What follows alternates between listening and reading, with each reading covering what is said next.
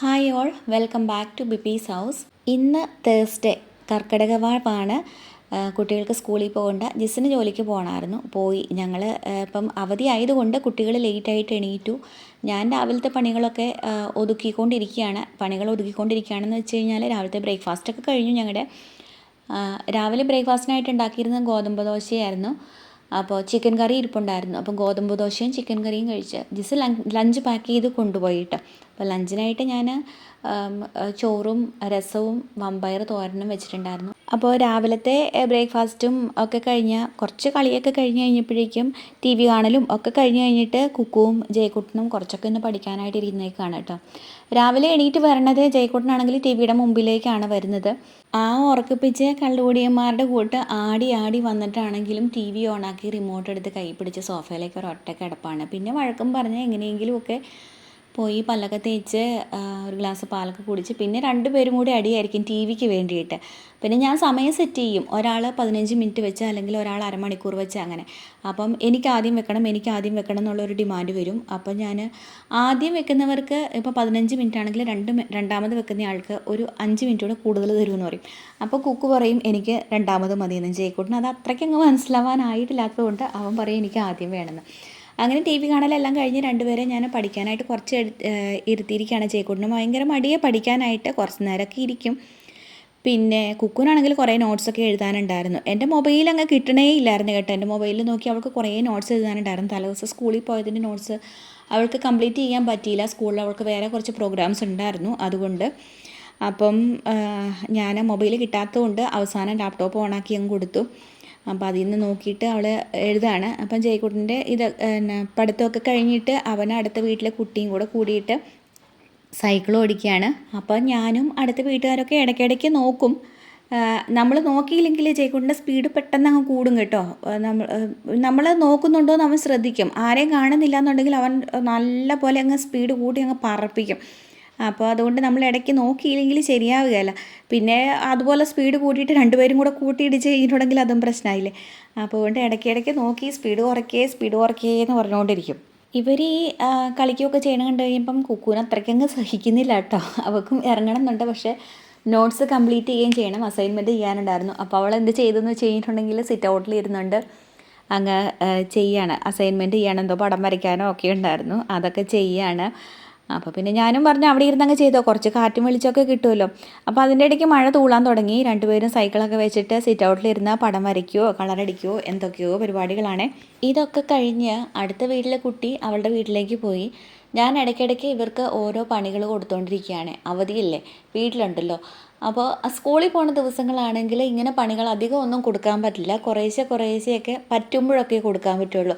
രാവിലെ നമുക്ക് അടുക്കളയിൽ ഒരു ഓട്ടപ്പാച്ചിലല്ലേ, രാവിലത്തെ ബ്രേക്ക്ഫാസ്റ്റ് ലഞ്ച് എല്ലാവർക്കും പാക്ക് ചെയ്ത് കൊണ്ടുപോകണം. അപ്പോൾ അതിൻ്റെ ഇടയ്ക്ക് ഇവരെ പണിയെടുക്കാൻ വേണ്ടിയിട്ട് വിളിച്ച് കഴിഞ്ഞിട്ടുണ്ടെങ്കിൽ ഒന്നാമതേ അവർക്ക് വരാൻ മടിയായിരിക്കും. പിന്നെ വന്നു കഴിഞ്ഞ് കഴിഞ്ഞാലും ഇവരുടെ പുറകെ നമ്മൾ നടക്കേണ്ടി വരും. അപ്പം നമ്മുടെ ആ കറക്റ്റ് സമയത്ത് അവർ പോകേണ്ട സമയമാകുമ്പോഴേക്കും ചിലപ്പം ഭക്ഷണമൊന്നും റെഡി ആയില്ല എന്ന് വരും. എന്നാലും അവരിടയ്ക്ക് വന്നു കഴിഞ്ഞിട്ടുണ്ടെങ്കിൽ ചിലപ്പോൾ ഞാൻ അത്യാവശ്യം എന്തെങ്കിലുമൊക്കെ കൊടുക്കും കേട്ടോ.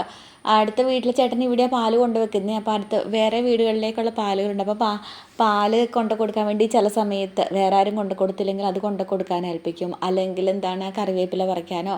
കുക്കു ആണെങ്കിൽ ഇച്ചിരി പച്ചക്കറി അരിയാനൊക്കെ ചിലപ്പം കുറച്ചൊക്കെ കൂടും. അല്ലെങ്കിൽ 2-3 പാത്രങ്ങളൊക്കെ കഴുകി വെക്കാനോ അങ്ങനെ എന്തെങ്കിലും. അല്ലെങ്കിൽ ബുക്കൊക്കെ എടുത്ത് വെക്കുമല്ലോ ബാഗിലേക്ക്.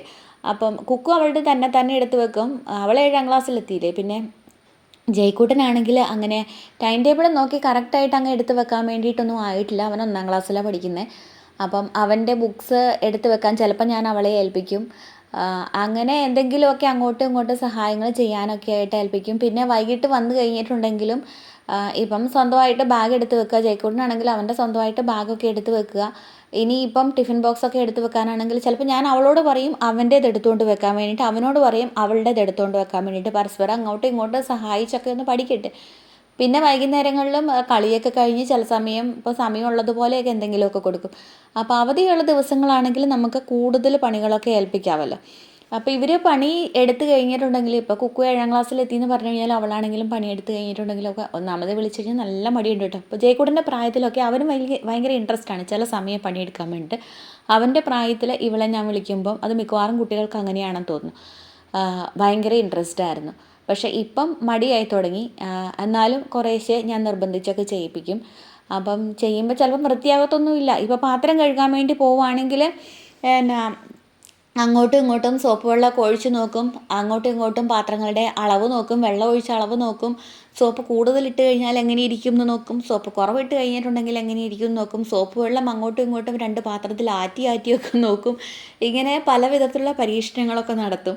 പിന്നെ തൂക്കാനാണെങ്കിൽ ചിലപ്പം പകുതി തൂത്ത് കൊണ്ടുപോകും, ബാക്കി അവിടെ കിടക്കും. അല്ലെങ്കിൽ ചിലപ്പം ഈ മടി കാരണം ഉണ്ടല്ലോ, തൂത്ത് ചിലപ്പോൾ സോഫയുടെ അടിയിലേക്കോ കസേരയുടെ അടിയിലേക്കോ ഒക്കെ തൂത്തൊക്കെ ഇടാറുണ്ട്.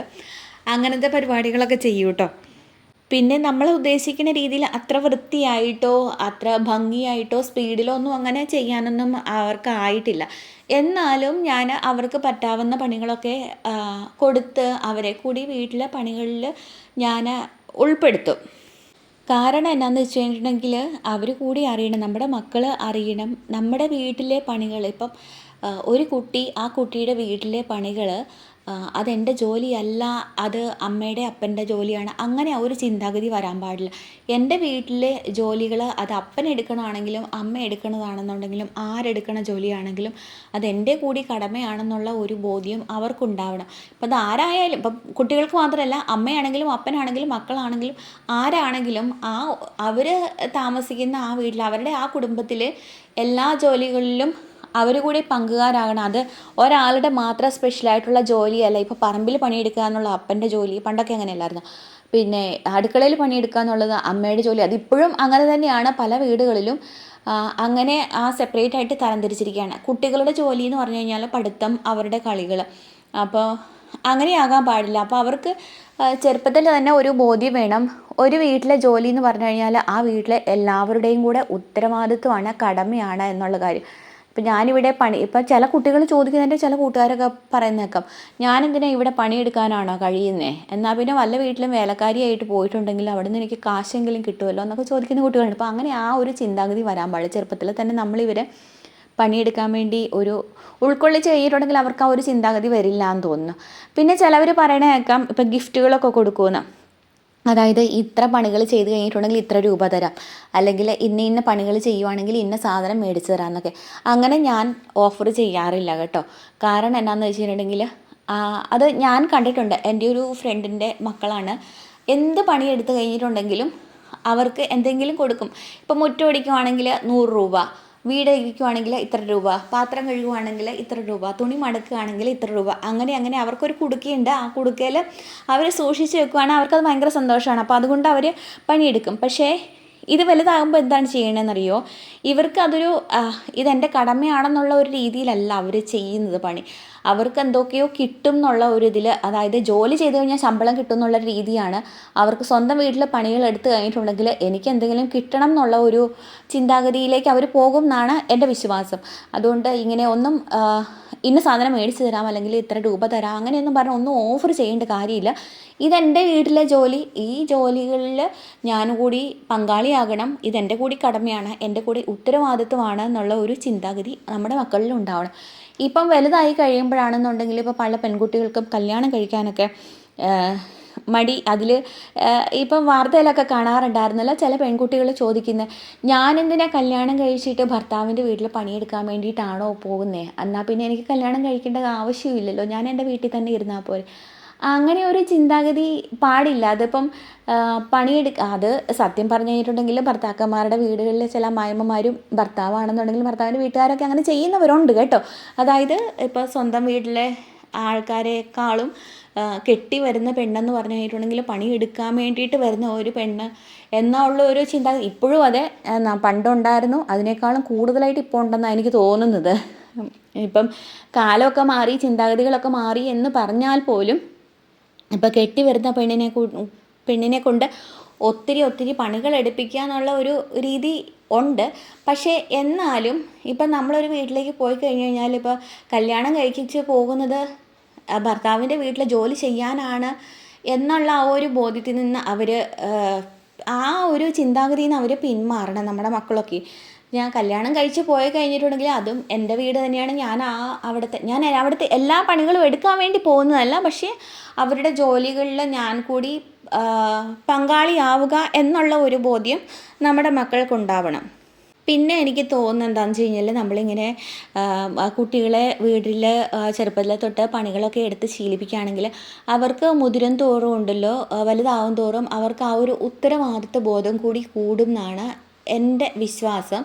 അതായത് അവർ ഒരു ജോലി സ്ഥലത്ത് ചെന്നാലാവട്ടെ, അവർ ഏതെങ്കിലും ഒരു സംഘടനയിലോ അങ്ങനെ എന്തെങ്കിലുമൊക്കെ എവിടെയെങ്കിലുമൊക്കെ എന്തെങ്കിലും പ്രവർത്തിക്കാനോ അല്ലെങ്കിൽ ഒരു ജോലി ചെയ്യാനോ ഒക്കെ പോയി കഴിയുമ്പം അവിടുത്തെ ജോലികളൊക്കെ ചെയ്യാൻ വേണ്ടിയിട്ടുണ്ടല്ലോ, ഇപ്പം പല കുട്ടികളും പറയുന്നേക്കാം, അപ്പം പഠിച്ച് നല്ല മാർക്കൊക്കെ മേടിച്ച് നല്ല ജോലി കിട്ടി കഴിയുമ്പോൾ ഉണ്ടല്ലോ അവർക്ക് അവിടെ നിൽക്കാൻ പറ്റുന്നില്ല. കാരണം എന്താണെന്ന് വെച്ച് കഴിഞ്ഞാൽ ജോലി ഭാരം അവർക്ക് താങ്ങാൻ പറ്റണില്ല. അതായത് സ്വന്തം വീട്ടിൽ പഠിത്തം പിന്നെ ബാക്കി ഒരു ജോലികളും ചെയ്യിക്കാതെ ഇപ്പം ഭക്ഷണം മുമ്പിലെത്തും, കഴിച്ചു കഴിഞ്ഞാൽ പ്ലേറ്റ് അവിടെ വെച്ചിട്ട് പോവുക എന്നല്ലാതെ സ്വന്തം പ്ലേറ്റ് ഒന്ന് അടുക്കള കൊണ്ട് വെക്കാനോ സ്വന്തം കഴിച്ച പ്ലേറ്റ് ഒന്ന് കഴുകി വെക്കാനോ പോലും, അതുപോലെ സ്വന്തമായിട്ടുള്ള തുണികൾ സ്വന്തം ഇട്ട ഡ്രസ്സുകൾ കഴുകി വെക്കാനോ അങ്ങനെ ഒന്നും ചെയ്യിപ്പിക്കാതെ പഠിത്തം മാത്രം, ബാക്കി സമയം മുഴുവൻ ഇപ്പം ബാക്കിയെല്ലാം മുമ്പിലെത്തുന്നുള്ള ആ ഒരു രീതിയിൽ ജീവിച്ചിട്ട് ഇപ്പോൾ കുട്ടികൾ പഠിച്ച് ജോലിയൊക്കെ ചെയ്ത് തുടങ്ങുമ്പോഴുണ്ടല്ലോ അവർക്ക് ആ ജോലി ഭാരം അവർക്ക് താങ്ങാൻ പറ്റണില്ല. കാരണം അവർ വളർന്നത് ഇങ്ങനെയാണ്, നല്ല സുഖമായിട്ട് വളർന്നു. അപ്പം ഇനി ജോലി ചെയ്യുമ്പോഴും അവർക്ക് ചുമ്മാ ഓഫീസിൽ ചെന്നിരുന്നാൽ മതി, വലിയ പണികളൊന്നും കാണുകയില്ല. അപ്പം എല്ലാം മാസം ശമ്പളം കിട്ടിക്കോളും എന്നുള്ളൊരു ചിന്താഗതിയുള്ള ഒത്തിരി പേരുണ്ട്. അപ്പോൾ എല്ലാം കുട്ടികളും ഓർക്കണം എന്ന് വെച്ച് കഴിഞ്ഞാൽ പഠിത്തം കഴിഞ്ഞ് ജോലിക്ക് കയറി കഴിഞ്ഞിട്ടുണ്ടെങ്കിൽ എല്ലായിടത്തും അത് ഏത് ജോലിയാണെങ്കിലും അവിടെ എല്ലായിടത്തും നല്ല പ്രഷർ ഉണ്ടാകും, നല്ല ജോലി ഭാരം ഉണ്ടാകും. മുമ്പോട്ട് നമ്മൾ കയറി പോകണമെന്നുണ്ടെങ്കിലും അവർക്ക് ആ ഒരു ജോലി ഭാരം താങ്ങാൻ പറ്റണം, കിട്ടുന്ന പ്രഷറൊക്കെ താങ്ങാൻ പറ്റണം. അപ്പം അങ്ങനെയൊക്കെ ഒരു മനസ്സിനും ഒരു ശക്തിയും ഇപ്പം ജോലി ഭാരങ്ങളൊക്കെ താങ്ങാനും ചെയ്യാനും ഒക്കെ ഉള്ള ഒരു കഴിവും കിട്ടണമെന്നുണ്ടെങ്കിൽ അത് ചെറുപ്പത്തിൽ തന്നെ അവരുടെ വീട്ടിൽ നിന്ന് തന്നെ ആ ഒരു പ്രാക്ടീസ് അവർക്ക് കിട്ടിയിരിക്കണം. പിന്നെ ചിലർ പറയണേക്കാം, ചില ആൾക്കാരുണ്ടല്ലോ, എൻ്റെ ഒരു കൂട്ടുകാരി അവൾ ആൺകുട്ടികൾ മാത്രമാണ് ഉള്ളത്, അപ്പം പെൺകുട്ടികളില്ല. അന്നേരം ഇപ്പോൾ അവൾ പറയണതെന്ന് വെച്ച് കഴിഞ്ഞാൽ, ഓ എൻ്റെ മക്കൾ ആൺകുട്ടികളല്ലേ, അവരൊന്നും സഹായിക്കുകയില്ല, ഈ ആൺപിള്ളേരൊന്നും സഹായിക്കുകയില്ല, ഞാൻ ഇടയ്ക്ക് ഇരുന്ന് കരയും, ഒരു പെൺകുട്ടി ഉണ്ടായിരുന്നുണ്ടെങ്കിൽ എന്നെ ഒന്ന് സഹായിച്ചാനേന്ന് ഓർത്ത്.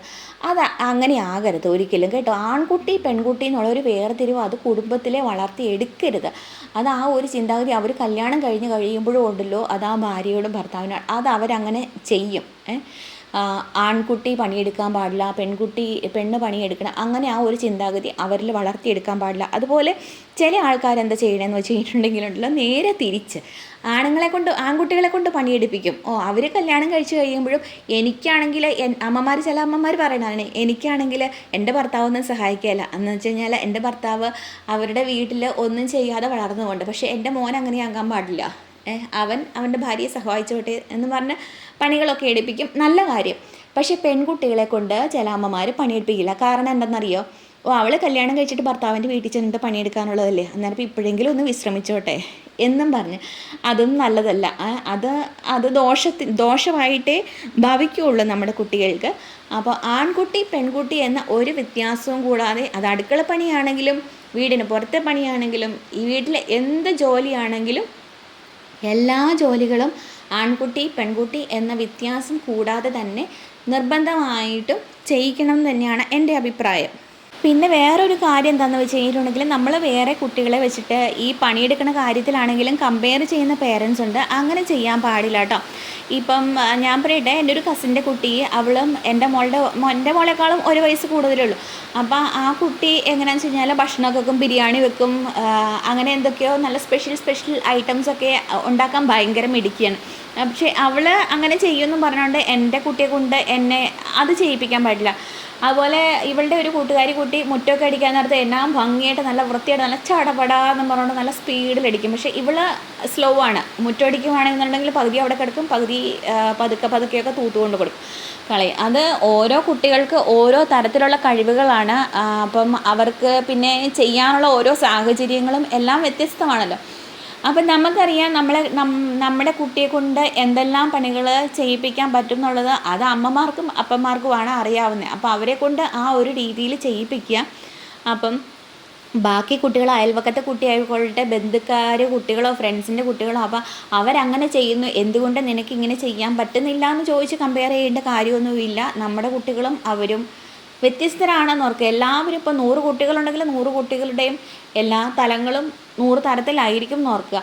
അപ്പം നമ്മുടെ കുട്ടികൾക്ക് ഏതൊക്കെ ജോലികളാണോ വഴങ്ങുന്നത്, ഏതൊക്കെ ജോലികളിൽ അവരെ ഉൾപ്പെടുത്താൻ കഴിയുമെന്ന് നമുക്കറിയാമല്ലോ. അപ്പോൾ അതിനനുസരിച്ച് നമ്മൾ അവരെ ഉൾപ്പെടുത്തുക. അപ്പോൾ ഇതൊക്കെയാണ് കുട്ടികളെ നമ്മൾ വീട്ടിലെ ജോലികളിൽ ഉൾപ്പെടുത്തുന്നതിനെ പറ്റി എൻ്റെ അഭിപ്രായങ്ങൾ. അപ്പം നിങ്ങളുടെ അഭിപ്രായങ്ങളൊക്കെ കമൻറ്റ് ബോക്സിൽ ഇട്ടേക്കണം കേട്ടോ. അപ്പോൾ അടുത്തൊരു വീഡിയോയുമായിട്ട് ഉടനെ തന്നെ എത്തുന്നതായിരിക്കും. Thanks for watching.